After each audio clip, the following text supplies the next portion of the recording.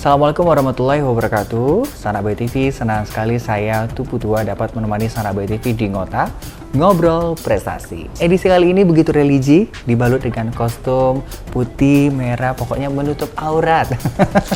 Dan edisi kali ini bersama narasumber kita, yaitu Pak Dori Setiawan, dengan tema juara 1 MTQ Tilawah Dewasa Putra 2022, dan kita di Masjid Raya Baitul Izzah di Sanak Bayi TV. Kita sapa dulu untuk narasumber kita. Halo, selamat datang Bapak, Abang atau gimana ini? Abang boleh, Abang. Bapak boleh. Oke, Abang lah ya. Oke, Bang Dori ya. Bang Dori Setiawan ini juara 1 MTQ Tilawah Dewasa Putra 2022. Yeah. Nah, sebelum kita mengulas sesuai dengan tema kita, ini boleh diperkenalkan diri dulu Bang Dori. Ini usia berapa, kemudian juga kegiatan apa, dan kesibukannya apa?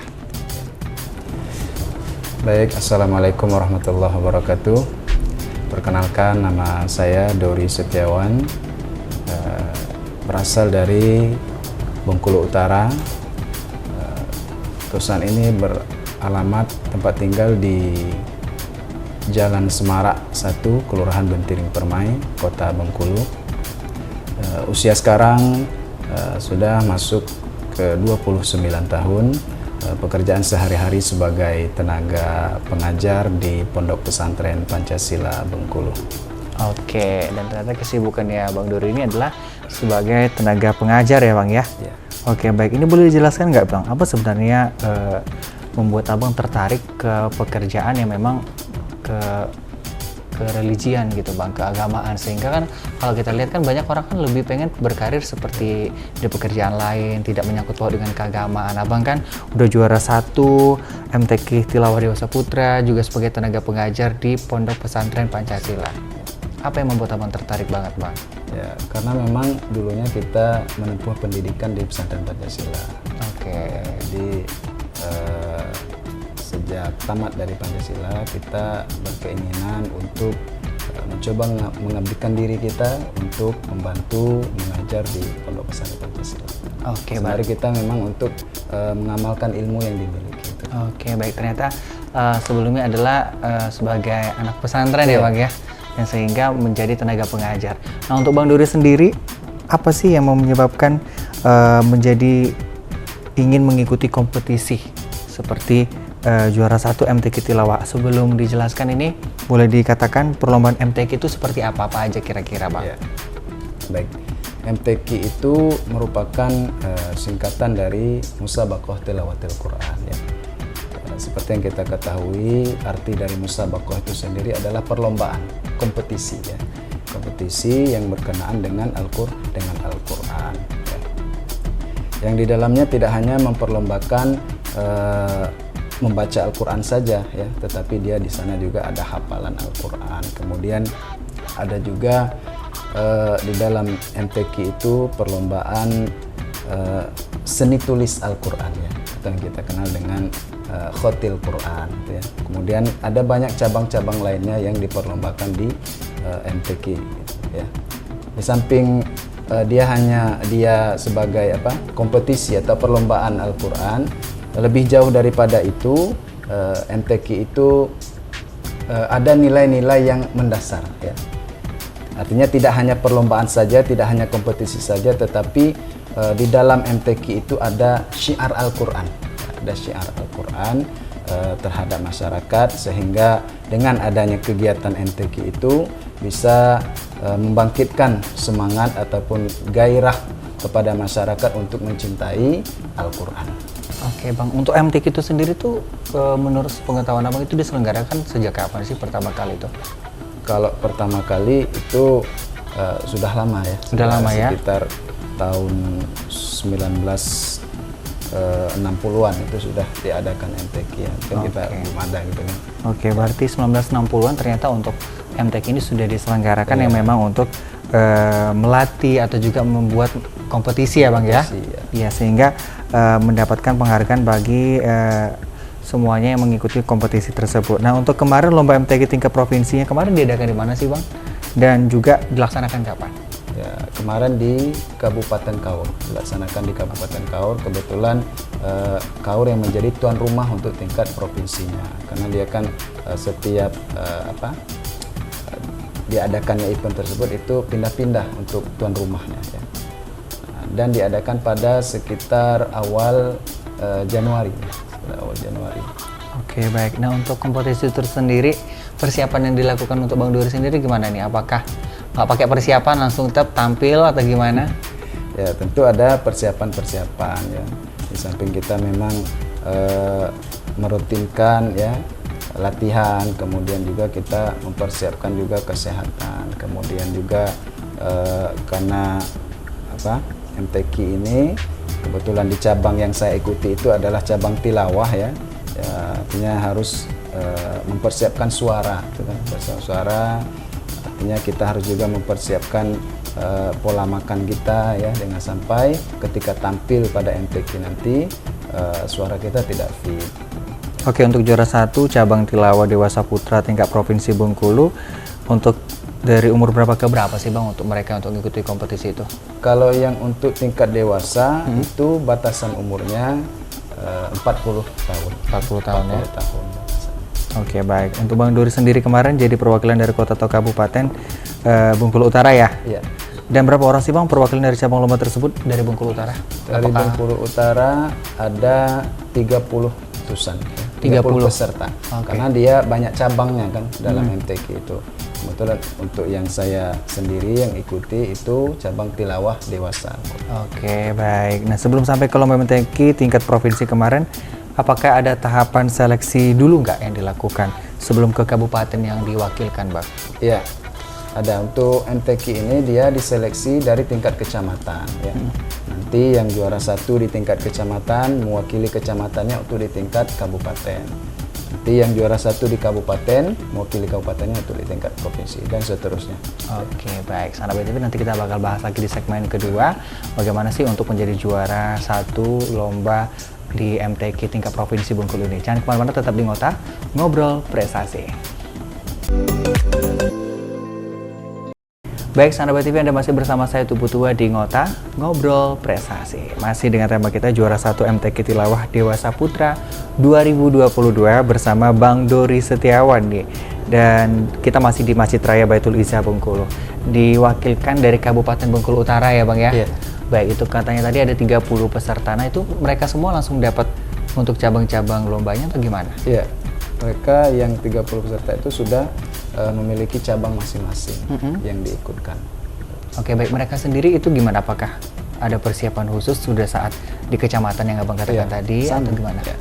Sama, mereka juga karena kita ada sebelum berangkat untuk ikut di tingkat provinsi itu di KAUR itu kita ada pemusatan latihan dulu di kabupaten. Gitu. Jadi seluruh peserta yang mendapatkan juara 1 yang akan diikutkan untuk ke tingkat provinsi itu dipanggil ya di kabupaten, diadakan pemusatan latihan ya sekitar paling lambatnya itu 1 bulan ya pemusatan latihan sebelum ikut di tingkat provinsinya. Oke, itu pelatihannya sendiri itu gimana Bang? Apakah sudah ada pelatih yang disiapkan dari kabupaten, apa yang didatangkan dari luar untuk melatih? Ya, kalau untuk di tingkat provinsi ya itu pelatihnya hanya pelatih yang ada di kabupaten itu. Hanya di kabupaten. Yes. Oke, baik. Apakah nanti ada pelatih dari luar juga didatangkan Bang atau untuk membuat kualitas dari peserta yang untuk kompetisi ini biar semakin siap gitu? Ya, biasanya ada juga pelatih dari luar itu yang didatangkan. Ya, paling di luar kabupaten itu ya, pelatih-pelatih yang sudah sering mengikuti pelatihan di tingkat provinsi ataupun di tingkat nasional. Oke, baik. Untuk persaingan sendiri kemarin gimana tuh Bang? Ya, kalau untuk persaingan ya sangat sengit sekali ya, sengit sekali karena sebetulnya peserta-peserta yang mengikuti itu teman-teman kita semua ya, teman-teman kita semua. Kita tahu kualitas mereka juga bagus-bagus ya.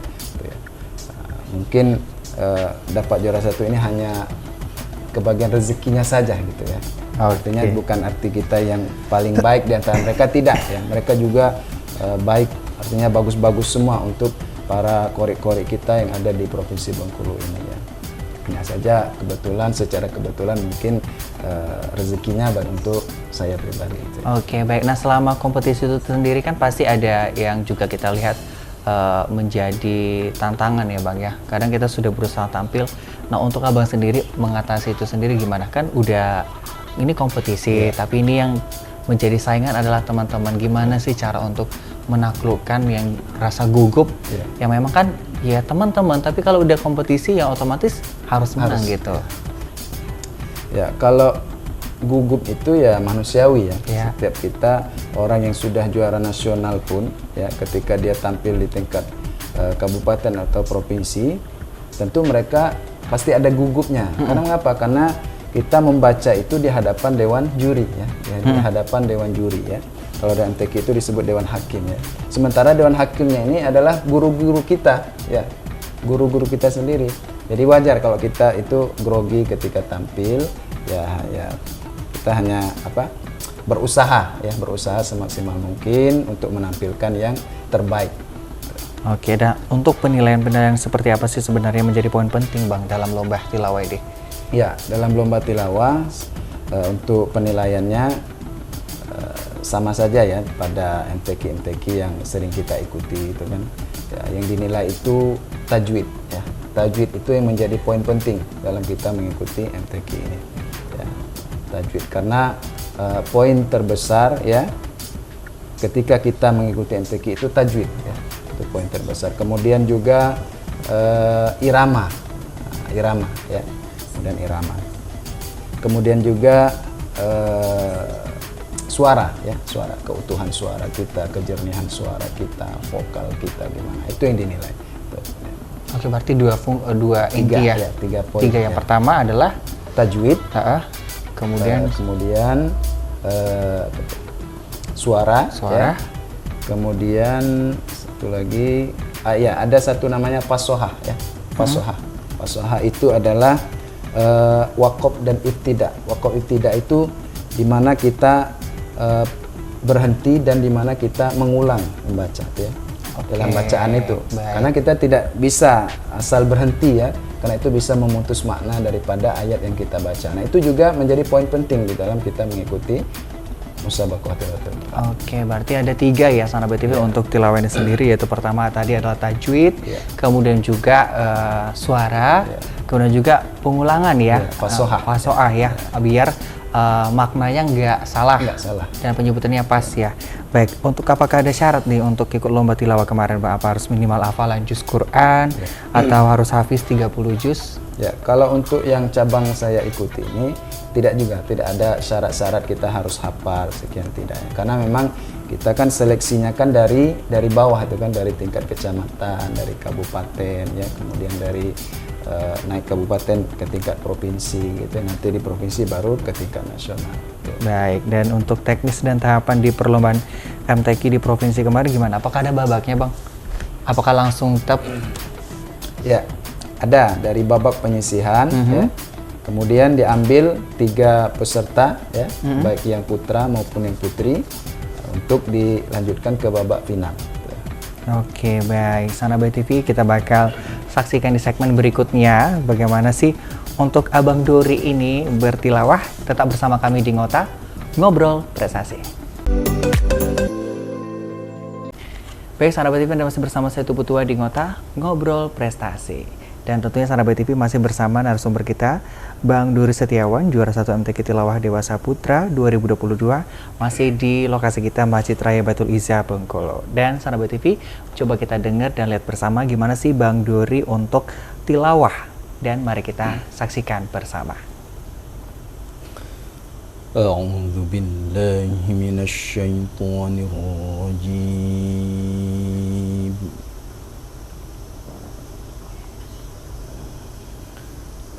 Bismillahirrahmanirrahim.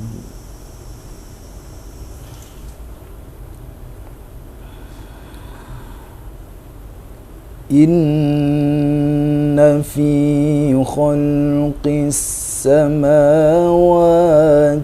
wal ardi wa ikhtilafil laili wan nahar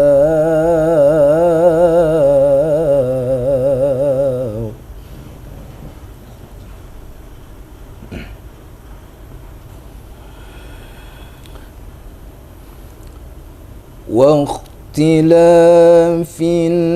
الليل والنهار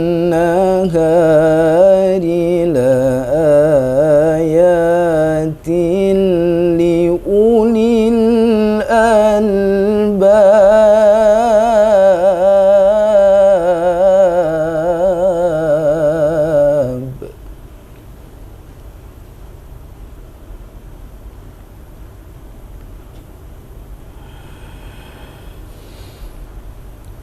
الذين يذكرون الله قياما وقعودا وعلى جنوبهم ويتفكرون في خلق السماوات والأرض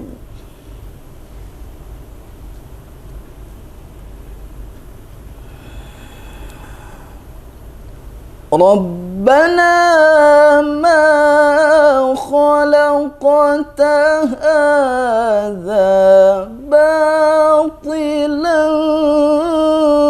سبحانك فقنا عذاب النار.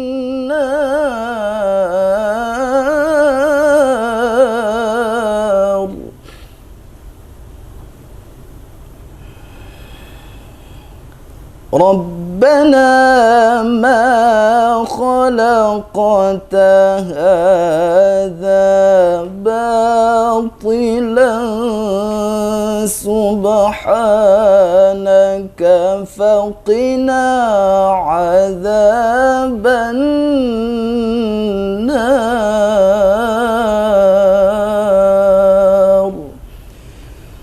صدق الله العظيم.